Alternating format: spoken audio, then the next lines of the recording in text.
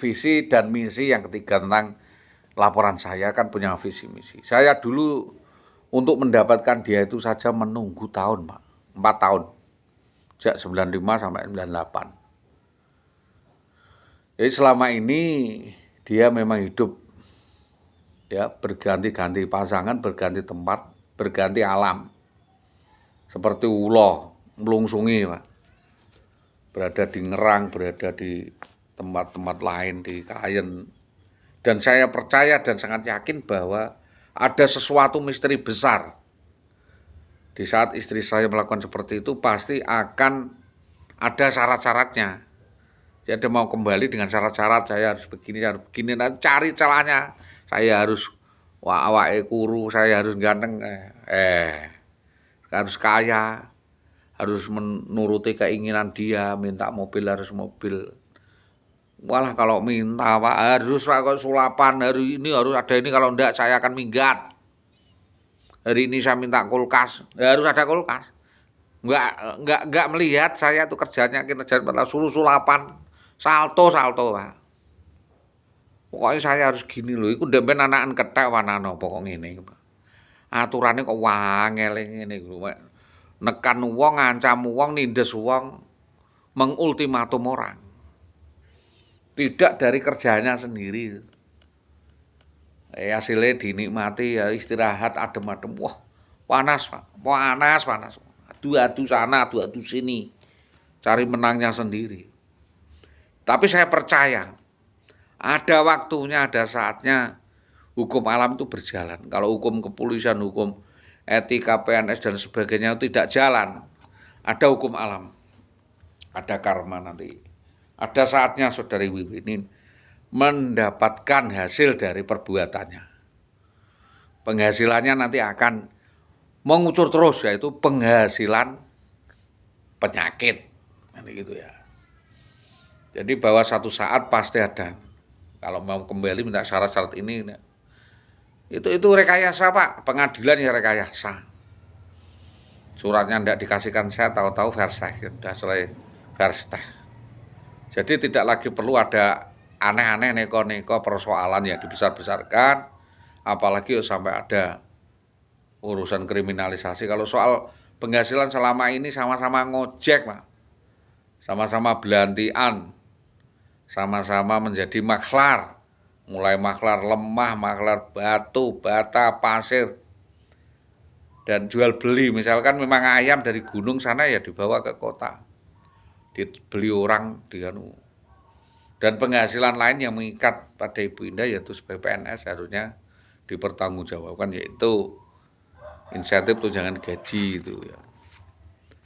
Nah dalam perkawinan ini juga banyak aturan Pak, etika yang harus dijaga, yaitu banyak pembicaraan yang harus dikendalikan, banyak kalangan-kalangan yang berkomentar negatif itu harus dijauhi. Atau the integrity of man is to be measured by their conduct, not by their profession. Profesionalisme, profesi itu bukan menentukan laki-laki atau, karena setiap orang itu pantas dengan dirinya sendiri. Setiap itu orang itu dipantaskan untuk bersama dengan orang lain dan tidak patut untuk diremehkan orang. Jadi kalau memang saya nih yang salah nih, saya siap minta maaf. Kalau memang bisa dibuktikan saya nih yang salah. Tapi kalau saudara Iwiwi yang salah, ya harus berjanji untuk memperbaiki semua kelakuannya. Udah saya minta maaf. Perbaiki saja, jangan merugikan banyak orang. Jangan merugikan orang lain, jangan menipu, jangan mencuri. Jangan bunuh orang. Karena apa? Tingkah laku seperti itu, ucapan seperti itu adu domba seperti itu, membunuh orang. Maka kalau tingkah polanya itu masih dilanjutkan, ya polisilah yang bergerak. Kalau kita nanti yang bergerak, kita salah lagi. Jadi kita mempertanyakan. Tindak lanjutnya kita mempertanyakan. Jadi saya merasa tertekan dan merasa tidak puas dengan tanggapan jawaban dari Polresta Pati maupun Polda Jawa Tengah yang tidak limitatif, tidak jelas. Katanya begini, katanya begitu, yang satu mengatakan memuaskan sini, yang lain mengatakan tidak ada. Dan laporan dimentahkan ini menyebutkan bahwa Ibu tidak ada kasus, tidak ada hubungan kasus dengan Aibda Bambang Permadi karena kasusnya itu tidak ada yang masuk, atau delik aduan oversettlement tidak masuk. Yang masuk ya kalau KDRT itu Pak, Bapak punya target ke saya. Kalau dia yang lapor, saya yang tersangka gitu.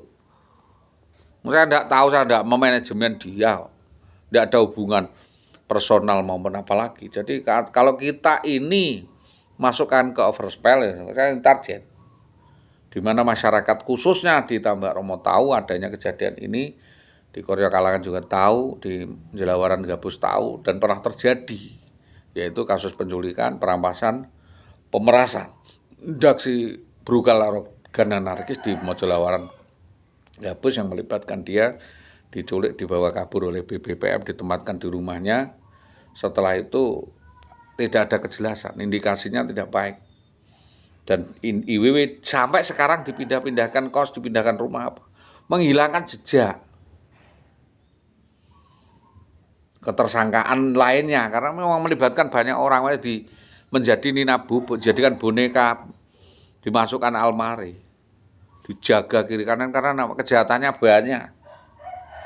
Nanti kalau terungkap Jumani keseret, Haryanto keseret, Sarpan keseret, kepala-kepala sekolah di Tambak Romo keseret semua, guru-guru jadi saksi, repot semua gitu.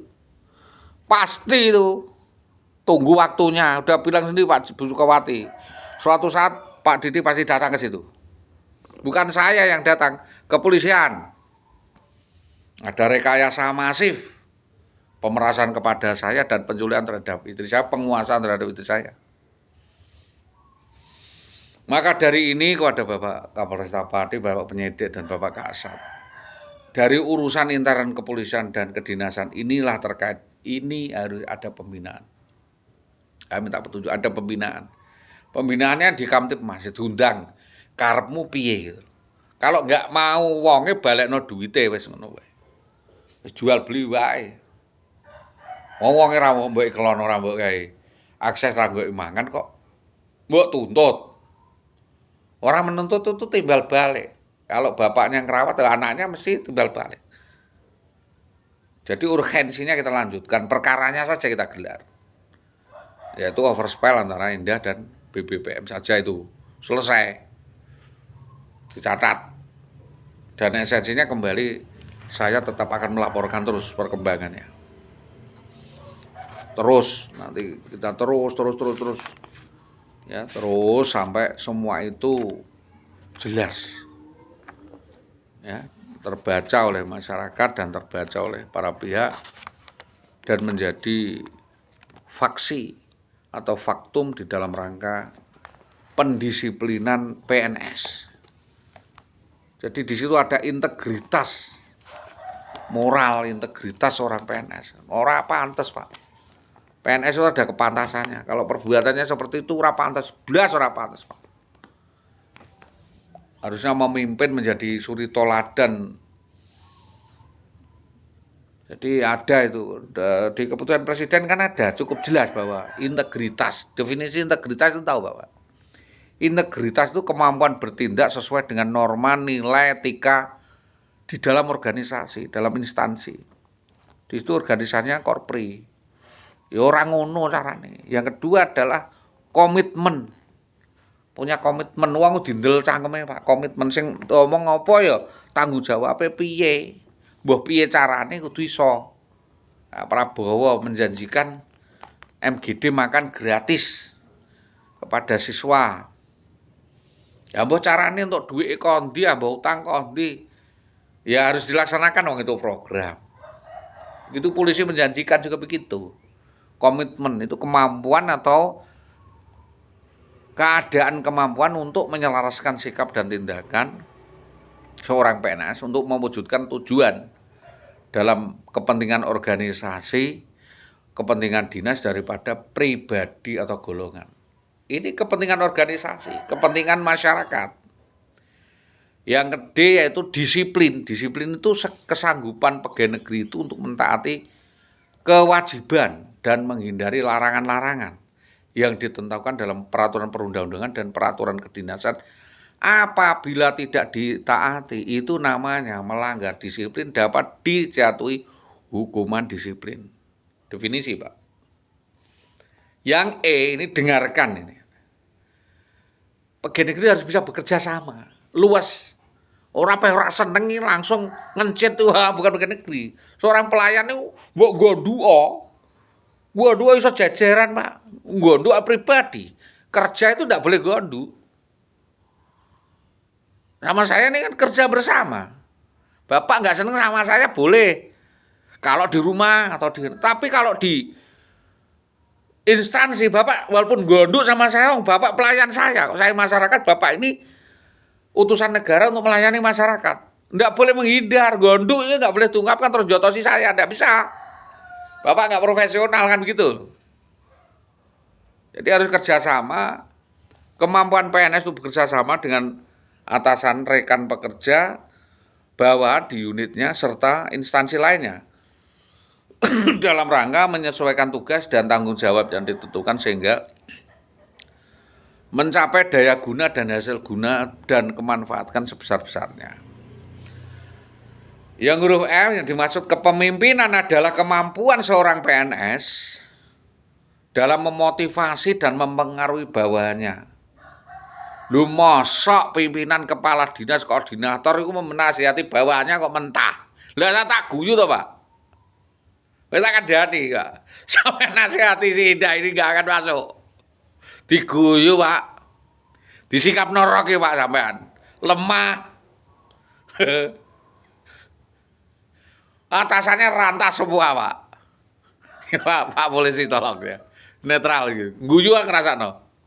Masa Pak Topo, kepala dinas pendidikan takut sama Indah loh. Pak, saya takut sama Indah. Guyu saya. Pimpinan gatel. Pimpinan itu di kepala sekolah SD. Alah, tekek. Wah, Indah takut. Ada apa kok takut gitu? Apa wis wareg gitu loh. Wis wareg, wis roh rasane, sehingga takut nanti diungkap gitu loh. Atau sudah korupsi. Tekek. Jadi saya minta lah. Guyu saya, Pak. Berhadapan dengan orang-orang PNS di Dinas Pendidikan Tambak Romo, di SD 03 Tambak Romo ya khusus berkaitan dengan kasus Indah Wayudya itu ketawa saya. Loh kalau bukan saya tidak bisa ketawa. Karena tahu permasalahannya. Ngadepi Indah ya ada nyaline nyut kabeh sampai sak polisi ini nyut. Aduh ngono kasihan deh lo, kasihan. Kamu orang cantik kok digitukan sama suamimu. Ini urusan hukum, urusan administrasi. Urusan latar belakang yang panjang, Pak. Dan masa depan orang lain. Urusan kebijakan dan urusan sekarang ini. Preambule. Jadi ada hal sesuatu yang kita perjuangkan, kepemimpinan itu loh. Keteladanan itu tidak ada. Lho duwe anak buah kayak ngono kuwi kok iso kayak ngono ya, atasane kayak ngono gitu loh. Jadi bawahan dengan perbuatan seperti itu atasannya kayak ngono. Lah kalau Indah itu dalam naungan saya di keluarga saya tidak akan seperti itu. Karena dia keluar dari rumah, peraturan dia ya seperti itu akhirnya dilonte kemana-mana seperti itu. Teko orang ke sana, teko orang ke sini, ya tekonya bandilnya ke kepala saya. Kan tidak mau, Pak. Ya kodor-kodor seperti itu yang harusnya diusut itu ya kodor-kodornya itu. Kalau seorang pemimpin PNS ya ada akeran, ada takerannya. Norma etikanya, moralnya harus begini. Ya. Kewibawaannya harus dijaga. Orang kok terus Pak saya dihamili ini, Pak saya didalimi ini loh. Terus nyegat di jalan suaminya diantemi. Kayak tidak ada hukum saja, Pak. Ya ini curhat saya kepada Bapak polisi-polisi.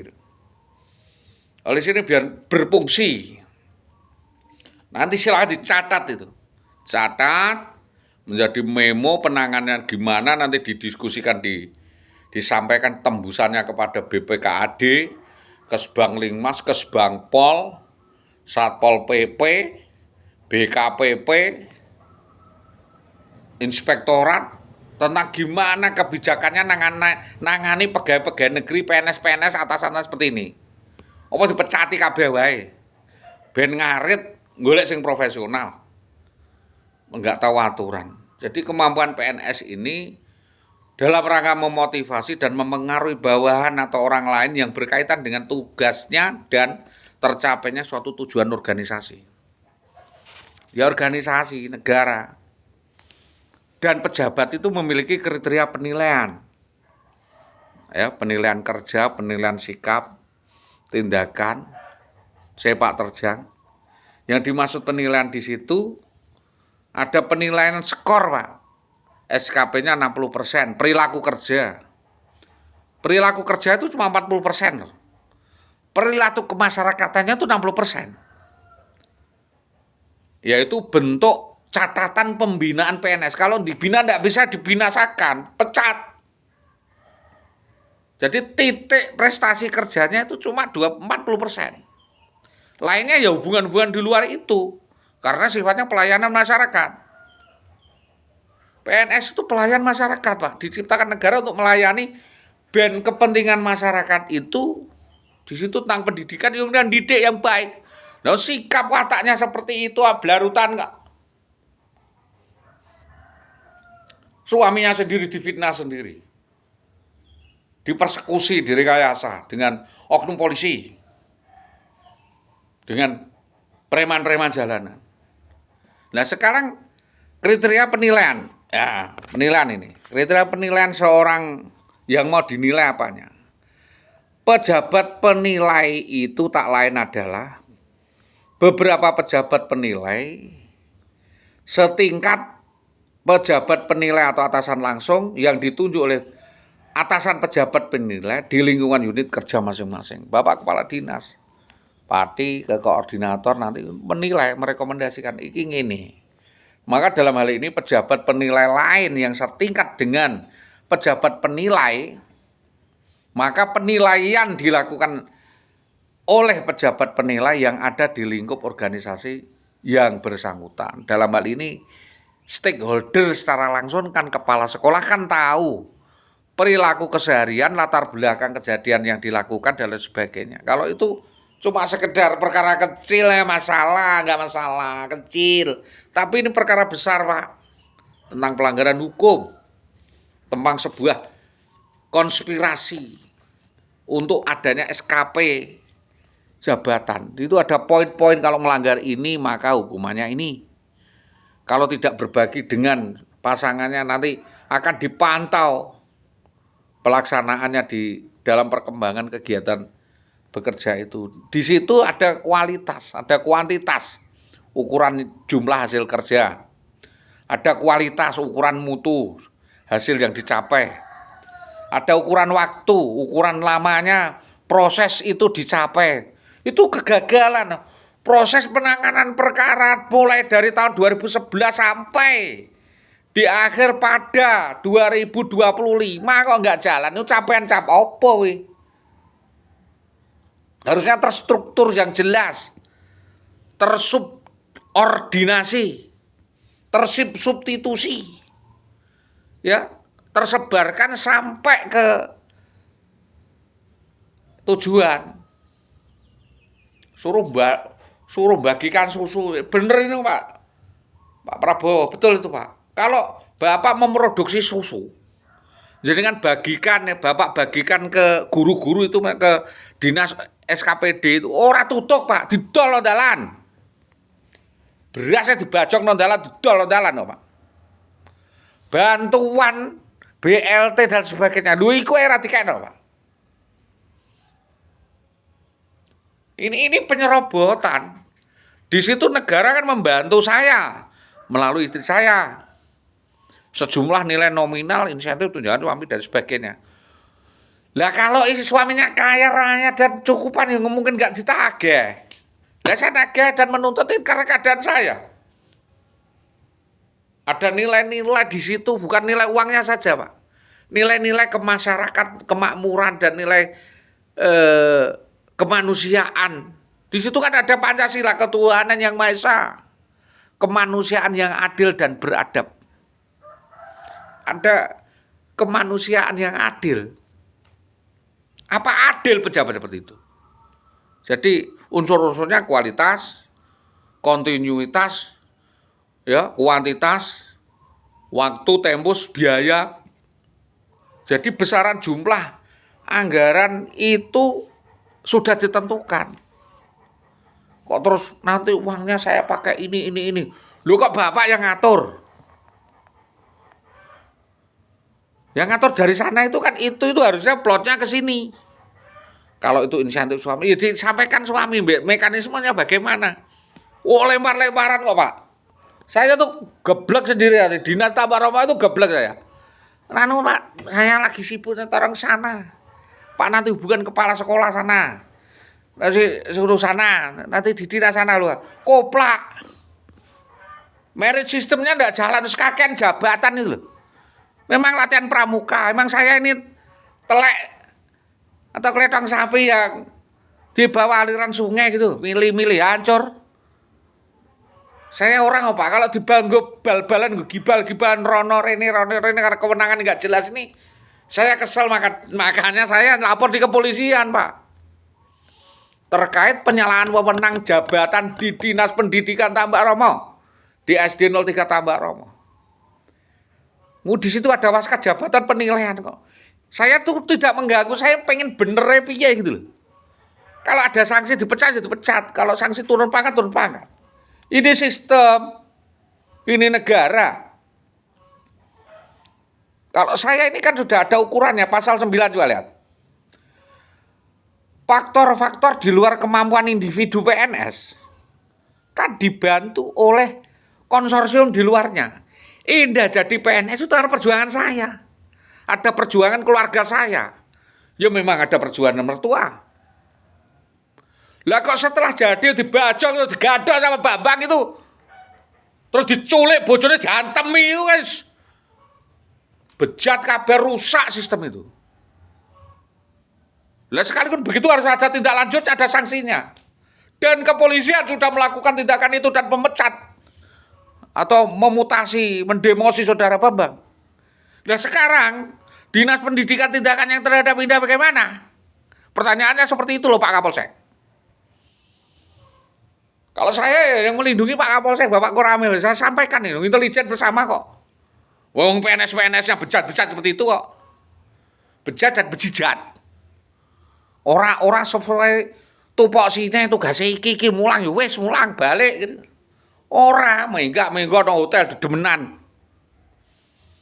Sosialita. Urusan ini lah. Telek. Benjret. Apa hasilnya apa coba? Hasilnya sampean apa? Rumah tangga rusak, anak-anak rusak, perceraian. Ini kontrol sosial. Saya tidak mengerti itu. Ini saya alami sendiri. Di orang harus tegas, tapi tidak keras. Jadi maksud adanya tugas tambahan ini. PNS ini ada tugas tambahan. Di luar kemampuan individu, di luar kemampuan organisasi. Itu ada penilaian lain. Kalau memang itu karena bencana alam, karena kebakaran dan lain sebagainya, karena darurat atau keadaannya dinyatakan oleh pemerintah sebagai bencana nasional. Ada yang ditimbulkan oleh mekanisme sistem kebakaran misalnya. Ini target outputnya, inputnya, bahan kerjanya tergantung pada subunit itu sendiri.